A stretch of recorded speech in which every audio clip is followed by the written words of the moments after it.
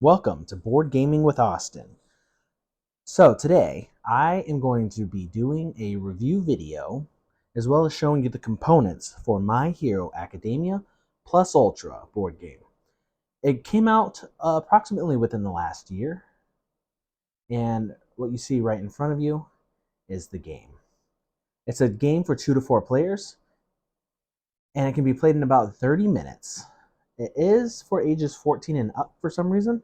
However, there is nothing in this game that should require it to be for ages 14 and up. So I would say go ahead and get it for whoever is a fan of My Hero Academia, which goes down to as young as people can start watching TV. That's the board game box. Under it, I have the actual components. Over here on the side is a dice tray that's unassociated with the game by a company called You're Smart. I'm just going to use that to roll these beautiful dice. So what I like to do is I like to get into the directions and show you the actual components. And then I would like to lift those up as I go. I'm going to do other videos where I actually do in-depth how to play the game with directions. I like to analyze the directions and figure out what does and doesn't work with board games in my videos. So I will go over that, and then I'm going to create another video of how to actually play it.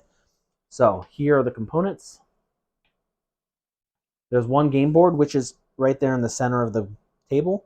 Pulling it out again today, it actually has a really nice back on it. It's not just paper, it's more of like a textured, like vinyl kind of material. So the board is a really nice quality. And then you have 10 hero boards. Those are going to be these right here, which is very thick cardboard. White on the back, already cut out. I believe I actually had to punch these out. But those are nice. We have 10 hero standees. These are 2 of the hero standees because I'm going to be getting ready to record a video of the other heroes. The game. I'll actually show you all the heroes that it comes with. It comes with Shoto Todoroki, Katsuki Bakugo, Kyoka Jiro, Ochako Uraraka,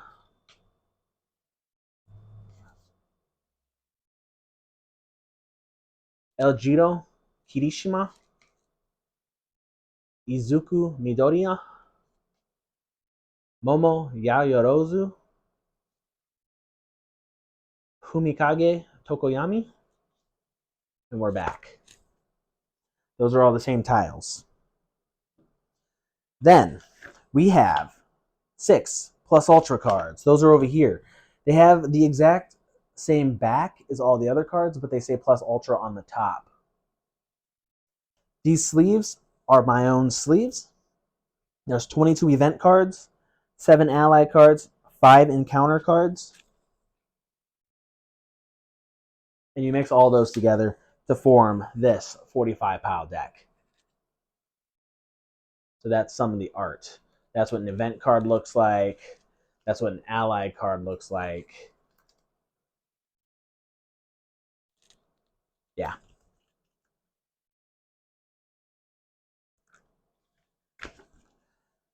Then you have a Dark Shadow token. You have a couple tokens for the characters. Those are right here. So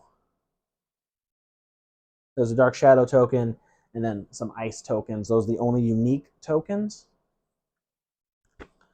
Then you have 32 hero point tokens or victory points, which is the entire point of the game, is to get these victory points. And then there's damage trackers right here. There's no real negative to getting damage other than you go back to the high school, so it's not like you're dying in this game or anything. It's actually pretty mellow. Those are also all really nice quality. The cards themselves are plastic coated, really nice quality as well. I just put them in sleeves because I put everything in sleeves.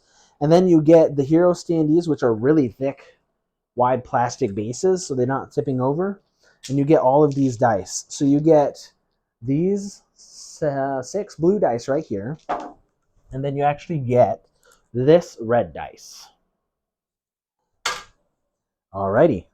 That is the components of the game. So based on the component quality, I would give the quality of this game a 5-star. Top-notch quality. Now, the quality means nothing if the game doesn't play well. So, the gameplay, unfortunately, receives a 2 for me.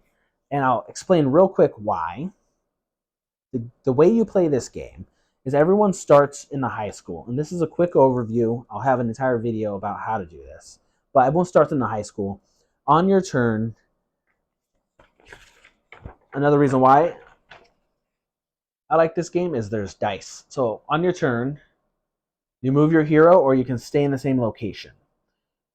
Staying in the high school means nothing. It's not important. So you're going to be wanting to move to one of these locations over here. When you move to a location, you then roll the dice. You roll the dice in the dice tray here. You can roll up to 3 times, putting aside dice as you go. So it has that mechanic there where you can control, like kind of like drafting the dice. And then you have the phase where you spend your dice. So there's move your dice, move your hero phase, roll the dice phase, spend your dice. And then you have resolve cards. So you spend your dice based on a chart here. And a lot of them give you victory points, a lot of them give you damage. And then you're resolving cards after that. And you're resolving these cards at each location. And I don't have that card there because I'm preparing for my next video, but there would be a card there. At the end of every resolve a card action, you're doing your 5th phase, which is preparing for the next person's turn. So you're taking cards off of the location if you completed them and putting new cards down. That's literally the game. So you move, roll the dice, see if you spend your dice, see if you resolve any card effects, take the cards, and free fresh cards for people. It's about getting victory points, but there's a ton of ways of losing victory points, getting victory points. You can spend victory points here. You can gain victory points here. You spend victory points on the cards. You can gain victory points on the cards. You spend victory points with the dice. You gain victory points from the dice. And then you can gain victory points or lose victory points from your hero card itself. Actually, this is an example with Tenya. You gain 1 victory point every time you move. And you begin the game with or if you have Tenya, you begin the game first. It's your turn first. And then Tsuyu Asui is before you spend dice, you may flip one of your dice to its opposite side. So if it's a 1, you flip it to the skull.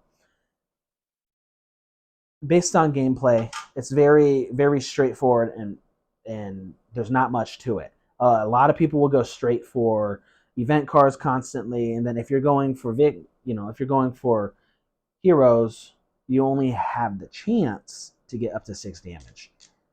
There's no guarantee, but if you go to the event cards, you can, some event cards are like 5 or 6 victory points, not as equal.